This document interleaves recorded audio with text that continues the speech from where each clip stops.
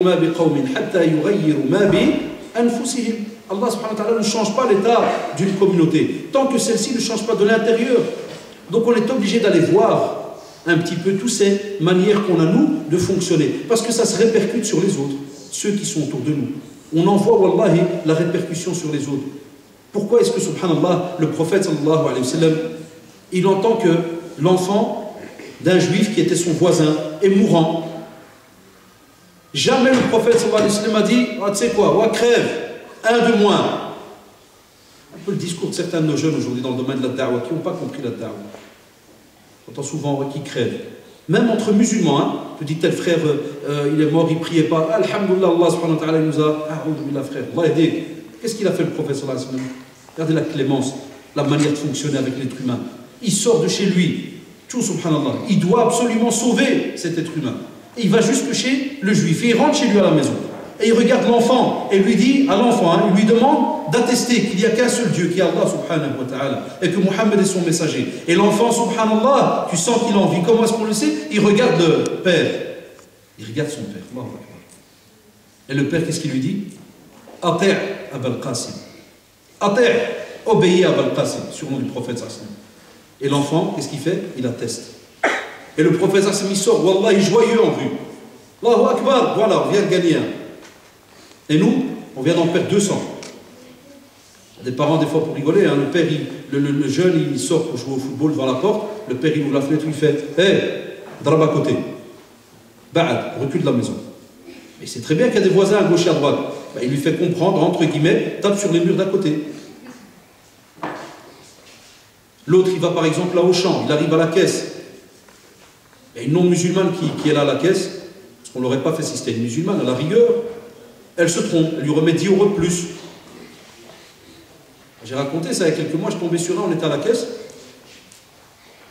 Donc, j'étais derrière, c'était musulman. Une petite vieille, non musulmane, elle s'est trompée. Et j'entends le maghrébin, il dit à son copain, il fait ah, elle s'est trompée.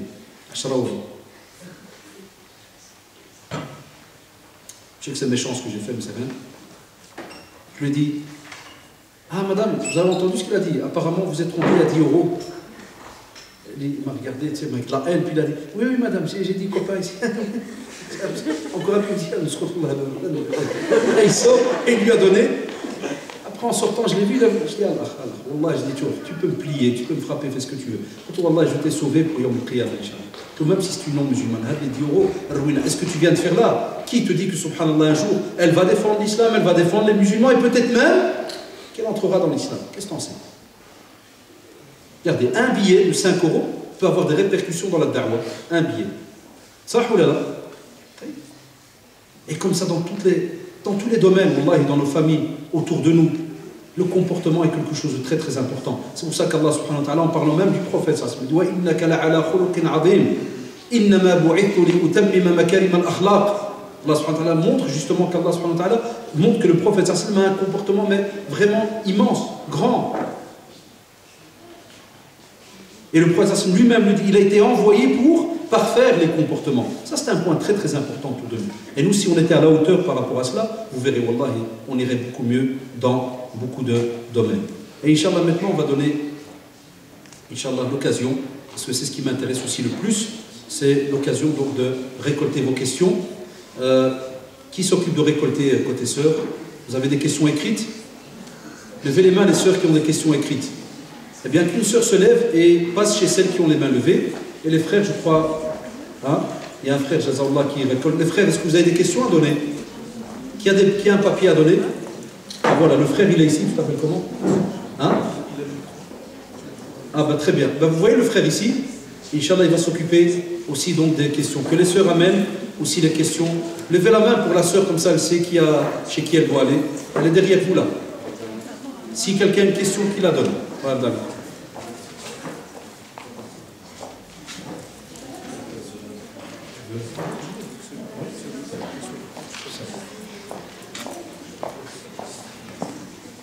يا شباب بسم الله الرحمن الرحيم والصلاة والسلام على أشرف المرسلين سيدنا محمد وعلى آله وصحبه أجمعين ومن تبعهم بإحسان إلى يوم الدين وبعد. C'est vrai que Ici, alhamdoulilah, on l'a fait. Peux-tu rappeler l'importance de la prière en groupe, d'apprendre l'arabe et de réussir dans la vie grâce aux études? Alhamdoulilah, on en a parlé donc dans la conférence. Reste le côté donc des études. On a parlé tout à l'heure de l'acquisition du savoir. Et on le rappelle encore une fois, l'acquisition du savoir dans toutes ses formes, ya shabab. Les savants, wallah, ils nous le disent, même ceux qui viennent de l'étranger, ils trouvent bizarre qu'il y a des jeunes qui, soi-disant au nom de la religion, arrêtent leurs études au collège, lycée et autres. Et je ne parle pas quand il y a des problèmes, je sais, chez vous, le voile, ceci, cela, c'est un autre dossier. Wallah, qu'Allah subhanahu wa ta'ala vous aide, c'est un autre dossier. Moi, je parle de ceux spécialement qui te disent non, non, c'est des non-musulmans, il n'y a pas besoin d'apprendre, au revoir. Et à la rigueur, tu le trouves assis comme si de rien n'était abadan. Les anciens savants, subhanallah, ils étaient étonnants. Wallah, quand vous lisez la biographie de certains anciens, tu le trouves, mashallah, spécialiste en mathématiques, en sciences, en jurisprudence, en aqidah, en tafsir. Tu le trouves dans différents domaines. Wallah, ça c'est quelque chose qu'on doit retrouver chez nous. Ne lâchez pas vos études, ya shabab. Il y a les jeunes, les petits, là, je vois en face de moi certains qui sont encore plus très très jeunes. Oubliez l'argent. Moi je trouve qu'il y a des jeunes, ils arrivent à peine à 17 ans, ils veulent déjà s'inscrire, job étudiant pour aller nettoyer des toilettes là en juillet. Et après, subhanallah, où je t'ai attaché une toilette, job étudiant, ils veulent absolument le job étudiant. Et pourquoi je parle des toilettes? Parce que chez nous à Bruxelles, tout ce qui est maghrébin, à 99%, qu'est-ce qu'on leur donne comme job? Le nettoyage. Et quand tu lui dis, inscris-toi à un séminaire, il te fait, non, mais j'ai besoin de l'argent pour aller au Maroc, pour les vacances. Il dit, un mois, tu ne pourras jamais le récupérer. L'argent, tu pourras récupérer. Mais un mois dans ta vie, wallah, vous ne pourrez jamais. Regardez-nous, on est avec les frères et beaucoup ici parmi vous sont des étudiants et étudiantes en sciences, que ce soit religieuses et profanées. Et je vous assure, avec tout ce qu'on lit tout le temps, et même comme ça on dit, ah Allah, si on pouvait avoir des semaines de 8 jours, on aurait rajouté un jour. Et d'autres personnes, c'est à peine s'ils bougent, on veut directement assurer les études. Très très important. Et le musulman, vous savez très bien, on a beaucoup de traditions, je résume, on vous montre que la main qui est au-dessus est meilleure que la main qui est en dessous. C'est seulement un cas de force majeure chez nous, de tendre la main pour recevoir quelque chose. Sinon, on est la communauté de ceux qui bougent. Par exemple, ça m'a dit, est meilleur celui qui sort, qui ramasse des brindilles, ceci-là, et qui vient justement, subhanallah, pour aider. Il est meilleur. Subhanallah. Ça, c'est important, mais il vient et il les vend. Il vend de sa sueur. C'est très, très important. Donc ça, faites votre possible, Inch'Allah. Et je crois que c'est un sujet qui mérite aussi tout un rappel, les études, l'acquisition du savoir chez nous, mais souvent, des fois mal compris. Mais alhamdoulilah, il faudrait une fois prendre la peine, un jour un petit sujet comme ça. Il y a des frères compétents et côté sœurs aussi qui pourraient donc vous en parler, Inch'Allah. J'ai envie de me marier avec une sœur reconvertie, mais mes parents ne veulent pas. Ils ne veulent pas de française. Ont-ils le droit de me l'interdire? Oui, s'ils sont racistes, c'est leur droit. Ah oui. Mais est-ce qu'on a du racisme chez nous en islam? C'est une des premières choses que le prophète a combattu.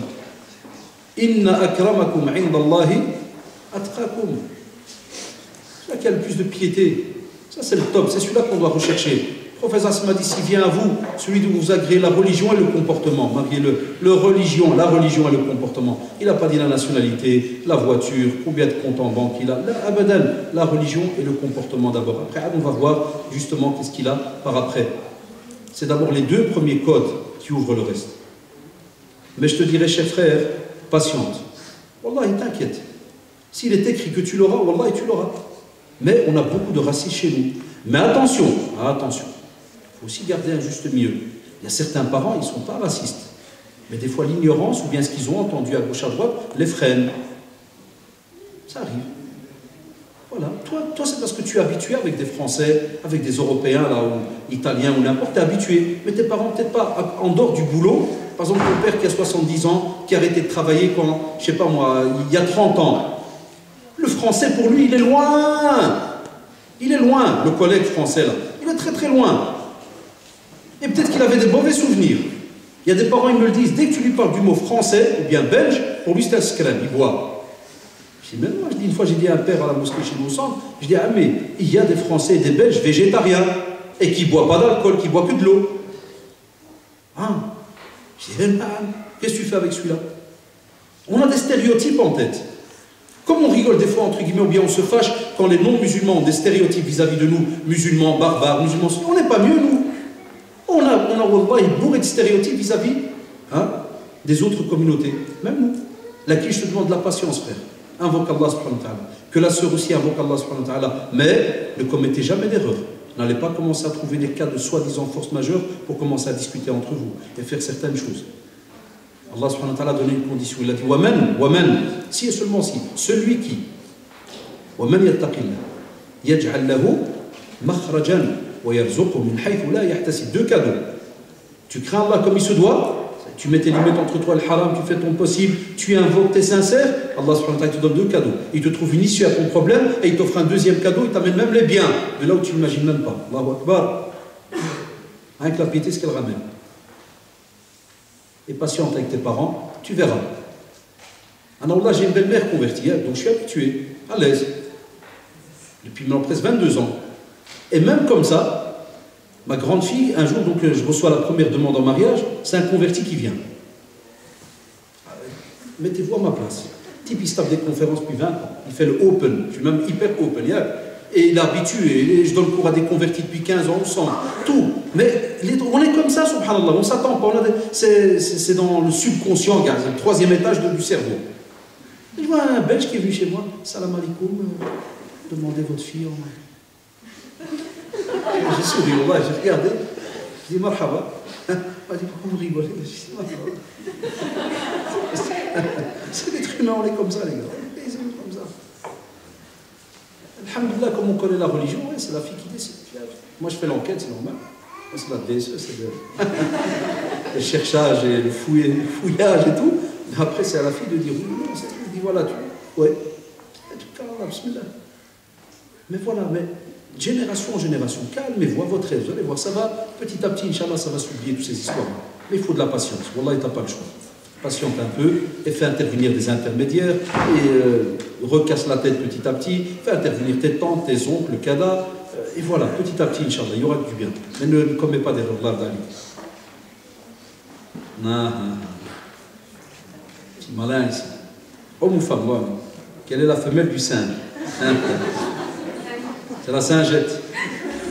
N'oubliez jamais ça. La femelle du singe est là. C'est bizarre qu'il n'a pas mis de nom. Ou un numéro de téléphone ou non. Mais non, une fois j'ai fait ça, je voulais réveiller un peu les jeunes et c'est parti maintenant sur partout.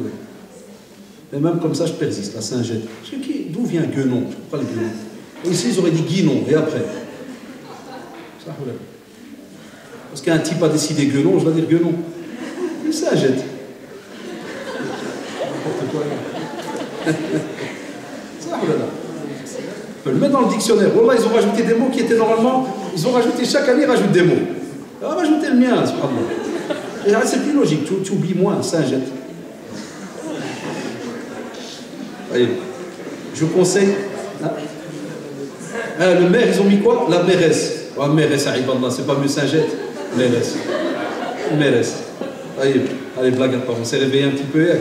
Je conseille une personne musulmane sur l'importance des actes d'adoration, mais elle n'en tient pas compte. Elle préfère passer son temps à des choses futiles que faire. Vous voyez?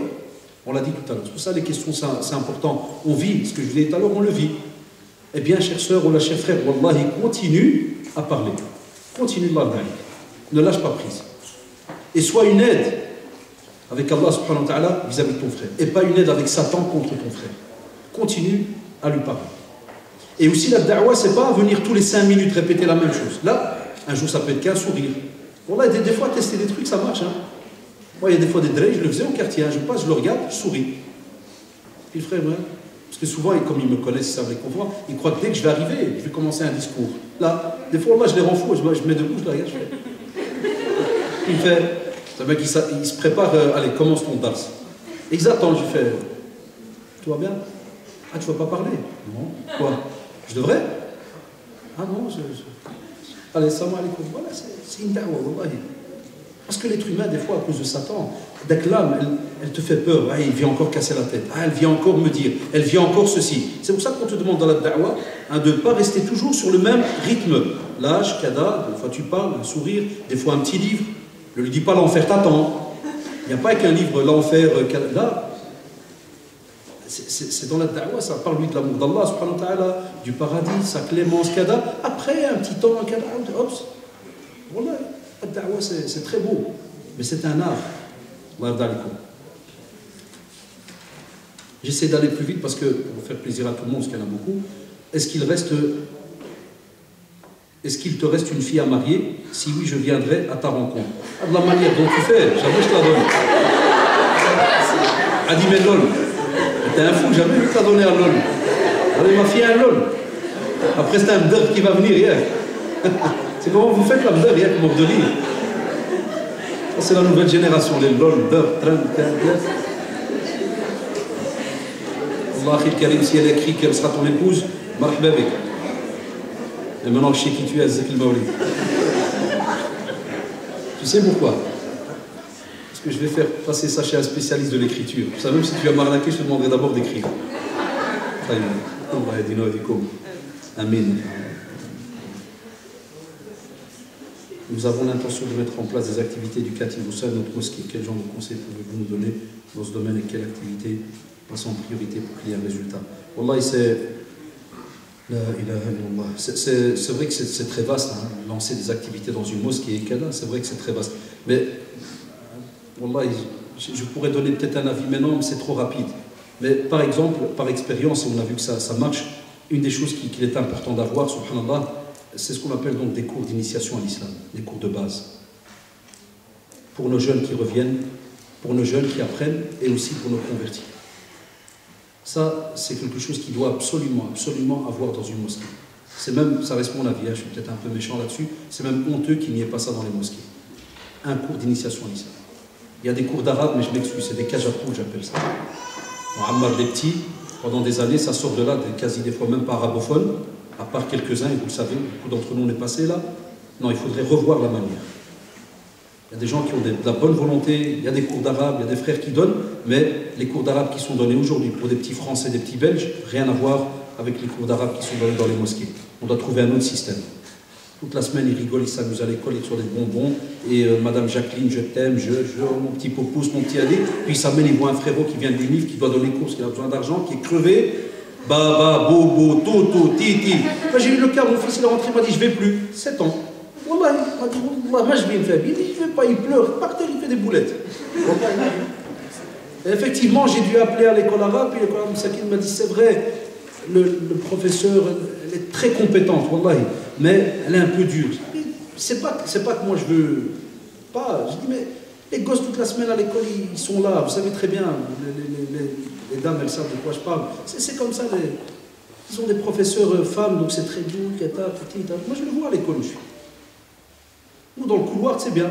Quand c'est un prof qui est homme, tu viens, t'attrapes le type doucement, tu le serres à 2-3 petits muscles bien précis, le type il se met bien droit. Mais je vois les professeurs femmes, s'il te plaît, Abdel, allez Abdel, qu'est-ce qu'il fait? Allez, t'aouj, madame, j'ai pas envie, etc.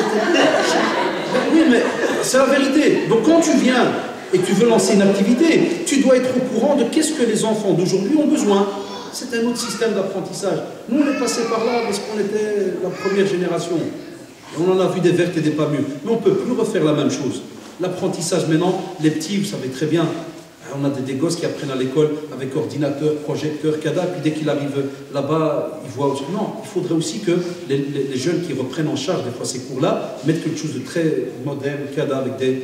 Aujourd'hui, maintenant, il y a des petits portables, hein. Vous savez très bien, ceux qui s'y connaissent en informatique, il y a des petits portables, des petits disques durs qui ne coûtent rien du tout. Et tu mets une belle classe pilote comme ça avec 10 élèves. Des fois, les parents, quand ils voient que ça marche, ils sont prêts des fois à investir certains. Et tu me fais une belle classe avec petit ordinateur, écran. Wallah, les enfants se battraient pour y aller. Et vous le savez, ils se battraient pour y aller. Un cours comme ça d'arabe avec PowerPoint et ordinateur, et ils gagnent du tout, ils gagnent l'informatique. Donc voilà, donc il y a ces petits cours-là, mais c'est pour ça que je te dis c'est très... Tiens. Oui, c'est plus simple. Concernant les cours d'initiation à l'islam, il y a des cours qui sont prévus tous les vendredis après l'Isha à la mosquée de Liévin, c'est la mosquée qui est située à proximité de Carrefour, dite des Algériens. Tous les vendredis après l'Isha, il y a des cours. On la connaît que sous ce nom-là. Les Belges, on n'en pas ça. Hein. Non, mais c'est vrai, chez vous en France, c'est encore très chaud de ce côté-là, mais... Vive les Algériens. Non, mais c'est vrai. C'est dommage qu'on mette comme ça des nationalités. Là, pas de différence. Un Algérien, un Tunisien, un Marocain, un Libanais. On est des musulmans, il n'y a pas de la nationalité. Mais alhamdoulilah, qu'Allah nous. Donc j'ai dit cours d'initiation à l'islam, un petit cours d'arabe. Et aussi, c'est drôle de vous dire pour les activités, j'en parlais encore ce matin, un petit service social. Ça, on doit avoir dans le mosquée. Partagé en deux. C'est-à-dire 1 heure sociale couple et une petite heure pour nos jeunes. Il y a des jeunes qui ont envie de parler. Il y a des jeunes qui ont 18 ans et le père a 70. Il a envie d'extérioriser certaines choses. Ils vont chez qui aujourd'hui, nos jeunes? Ils vont chez la plus grande famille au monde. Vous la connaissez? Facebook. Ah, il a tous ses cousins là. C'est la plus grande famille au monde. Et c'est là que vous avez vu dans les forums, c'est là qu'ils posent des questions, c'est là qu'ils parlent de leurs problèmes. Non, tu ne sais pas qui tu as affaire. Ben, normalement, on doit avoir ces petits services-là à la mosquée. Mon garçon a 13 ans, lorsqu'il doit faire ses obligations, c'est très dur. Lorsqu'il veut jouer à la console, au foot, il se lève tôt. Je me trouve avoir un mauvais rôle de lui rappeler ses devoirs. Non, ce n'est pas un mauvais rôle, cher sœur, au contraire, c'est le plus beau des rôles. De lui rappeler ses devoirs, car il me refuse le dialogue, car il dit que je suis trop dur avec lui, je lui montre son intérêt de prier, de respecter sa famille, mais son comportement a tellement changé depuis qu'il est au collège, beaucoup par intérêt, qu'est-ce que j'aurai en échange? Ah, c'est normal, parce que c'est comme les drogués, tant que tu lui donnes, t'inquiète, il sera là. Mais il n'est pas interdit, vous savez, chez nous, ce sujet, on l'a des fois mal compris, ce qu'on appelle les petites sentences morales. On a mal compris ça, on croit que chez nous, en islam, dès qu'on parle de sentence, c'est frapper. Là, des fois, tu peux étudier ton enfant très simplement, hein, en voyant qu'est-ce qu'il aime bien. Et des fois, tu diminues un peu ce qu'il aime bien. Nous, on l'a testé, j'en ai 5. Ça part de 18 ans jusqu'à 7 ans. Je sais ce que c'est. Encore cette semaine, je leur ai fait un test. C'est tout bête. Tu viens, tu t'assis pendant qu'il joue à la PSP, là. Je sais que c'est un peu dégueulasse, mais bon, ça marche. Tu lui fais, t'aimes bien la PSP? T'as pas prié? Non. Ben moi, j'aime pas ta PSP. Et je la prends. Mais comme ils me connaissent, ils savent que le jugement va rester en suspens. Jamais je donne un jugement direct. Je laisse en suspens. Non, en poche. Combien? Tu ouvres. Peut-être une semaine, pas de PSP. Peut-être un mois.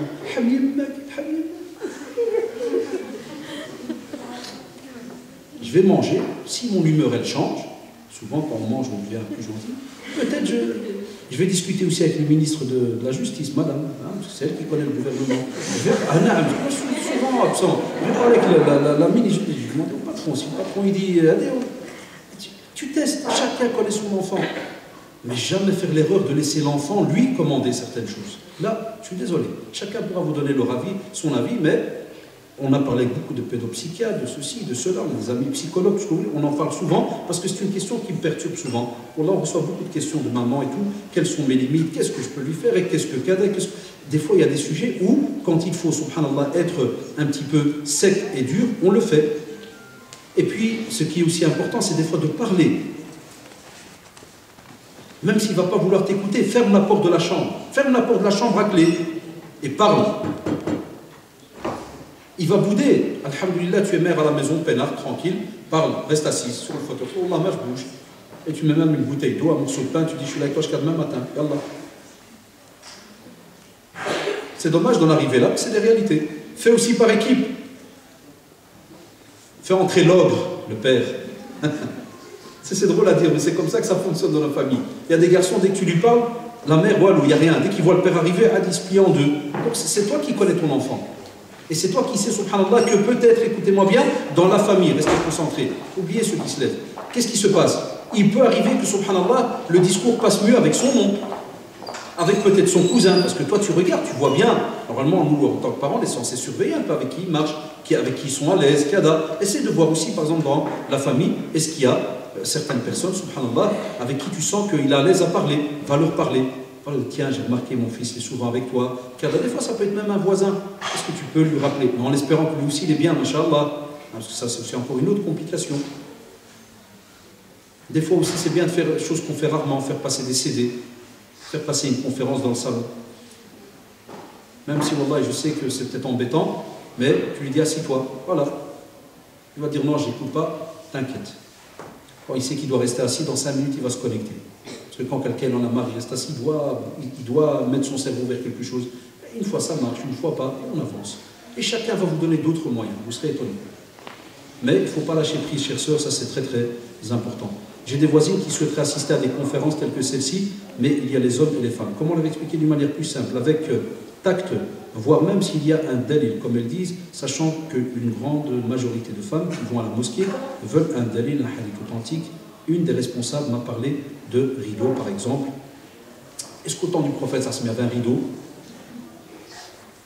On a des hadiths authentiques dans Sahih al-Bukhari, où tu vois le compagnon qui dit, et Cheikh al-Albani rahimahullah a repris cela dans ce qu'on appelle le livre qu'il avait fait par rapport à cette petite polémique sur le niqab entre lui et certains savants. Il avait expliqué, il disait voilà, pour moi j'estime que le niqab n'est pas obligatoire. Donc le Cheikh rahimahullah, il dit, mais ses enfants le portent. Regardez la différence. Allah, il dit voilà, il dit mais quand on parle de dalil, il faut un dalil. Et il sort les hadiths authentiques où il te dit que par exemple le compagnon, il dit, un compagnon, il dit je me suis retourné, parce qu'il y a une femme qui avait interpellé le prophète, il dit je me suis retourné et j'ai vu même l'état de nervosité dans laquelle était la femme. Donc il dit, rahimahullah, s'il y a ces situations-là, et on sait que les femmes étaient derrière, c'est vrai, si je devais donner un avis, qu'on soit sincère, mais moi par respect, comme je suis conférencier, je viens, moi mon but à moi c'est la da'wa. Moi si je devais donner un avis, oui c'est vrai, je mettrais en pratique par exemple la sunna la plus, que moi je trouve la plus facile pour moi, pour tout le monde, je mettrais les hommes devant, les femmes juste derrière, elles ont plus de facilité à l'aise, ceci et cela, par exemple. Là oui, je comprendrais. Mais venir dire que c'est haram, là, parce qu'on a beaucoup de jeunes qui ne comprennent pas c'est quoi le mot la mixité. Ça, oh là là, ils ne comprennent pas. Ils croient que mixité, c'est dès qu'il y a la présence d'une femme dans une pièce, mixité. Alors tu dois vivre sur les nuages. Comment tu vas? Non. Puisqu'au temps du prophète, sallallahu alayhi wa sallam, on avait ces situations-là. Il y avait le respect, il y avait un tas de choses. C'est là que des fois certains, ils ouvrent la porte, je les comprends. Tu dis oui, mais avant les gens, ils respectaient, ils faisaient là. Il y a eu aussi la fornication, il y a eu aussi des cas d'adultère, on en a parlé ce matin. Ça, oh là là. Alors que le prophète, ça se mettait présent. L'histoire de Maïs, l'histoire de Ramidi, Yazid, et on a des histoires, subhanallah, dans ce domaine-là. Alors qu'ils étaient là au temps du prophète, sallallahu alayhi wa sallam, et ils ont commis cet acte abject. Donc l'être humain, il est ce qu'il est. D'accord? Et à ce moment-là, vous savez très bien, on ne sait pas faire plaisir à tout le monde. Si à ce moment-là même, comme ça, la sœur te dit non, je veux, alhamdoulilah, laisse. Chacun doit être libre de pratiquer d'après son opinion. Tant que, alhamdoulilah, il n'insulte pas l'autre, il ne rabaisse pas l'autre, ou bien il ne lui dit pas t'es dans le haram. Ça c'est l'inverse, c'est lui qui doit porter un dalil. Mais c'est vrai que s'il fallait, par exemple, entre guillemets, se retrouver dans une situation où je pourrais gagner 50 sœurs en plus, ou 100 sœurs en plus, si jamais je mets les hommes devant et les femmes derrière, wallah, je le ferai. C'est tout à fait. Mais chaque institution, chaque endroit, à sa manière, ses règles, y voient, et ainsi de suite. Et les gens voient, subhanallah, le cas de force majeure dans lequel ils sont. Je donne un simple exemple. Tu fais une conférence ici à Lévin, et tu vas me dire, voilà, ça ne court pas les rues, il n'y en a pas 36 000 les conférences. Alhamdulillah, tu es quelqu'un de bien structuré, tu es quelqu'un qui t'interdit, tu rentres dans la salle, et à la rigueur, à tout casser, machallah, tu prends ta chaise et tu vas t'asseoir derrière. Est-ce qu'un responsable interdit ça? Non. Donc quoi qu'il arrive, voilà, il y a de l'organisation, CADA et tout, mais on ne va jamais t'interdire, par exemple, à la sœur qui, par exemple, se dit non, moi je ne vais pas m'asseoir de cette manière-là, personne ne va lui interdire si jamais elle prend sa chaise et que, par exemple, elle s'assied derrière, vers le mur avec les sœurs. Wallah, et personne ne va lui dire oh là, non, soit dans le groupe où tu sors. Hacha lillah, jamais. Voilà, puis tu vois le cas de force majeure dans lequel tu es. Wallahu ta'ala alam. Mais ça on ne doit pas en faire une polémique, comme on le voit souvent des fois. Et vous ne savez jamais faire plaisir à tout le monde. Il faut être honnête. Wallah, et même moi qui fais mon possible des fois dans certains sujets d'être un peu strict, et si vous allez écouter des mises en garde à mon sujet, on va vous dire il est le plus light des light. Des fois même, je m'étonne de moi-même, je dis il parle de moi, il parle de qui là? L'être humain, jamais tu seras faire plaisir à tout le monde. On fait plaisir à Allah subhanahu wa ta'ala, jusqu'à nos limites. Je ne suis pas un liquideur dans la religion, ni un vendeur, ni quoi que ce soit. Loin de là. Le jour où je sentirai qu'on commence, j'aurai des preuves que je fais que ça, Wallah, j'arrête. Mais on a des limites, et on avance. Et des fois, moi-même qui viens à certaines conférences, Wallah, je viens avec un but qui n'est pas de venir changer la structure d'une conférence ou de l'association ou ceci ou cela. Loin de là, je me dis, voilà, tel endroit, il y a une certaine manière d'avancer, de donner des cours, de faire. Alhamdulillah, les frères, je leur fais confiance, je sais qu'ils avancent au fur et à mesure. C'est comme ça. Il y a d'autres endroits où on va, où c'est des débutants total. Si jamais tu regardais la da'wa, comment elle est, Shabab. Si tu devais venir et tu dis, non, les frères devant aller sur des, Wallah, mais ils t'inviteraient. Tu ne viendrais pas. Enfin, nous, en tant que prédicateurs, on voit des fois la maslaha et la mafsada. C'est très très important dans le domaine de la da'wah. Quel est le bien qu'on pourrait retirer, des fois quel est le mal qu'il peut y avoir derrière, un refus ou autre. Enfin, c'est des sujets très compliqués, mais côté sœur, si quelqu'un, subhanallah, se sent mal à l'aise ou que la sœur te dit voilà, moi je préfère être derrière, il y a un comité de sœurs, elle vient, elle prend sa chaise, elle s'assied derrière et elle gagne une conférence. Si au même endroit, dans la même ville, il y a d'autres conférences où c'est partagé, par exemple séparé, alhamdulillah, qu'elle est dans l'autre conférence, à l'aise.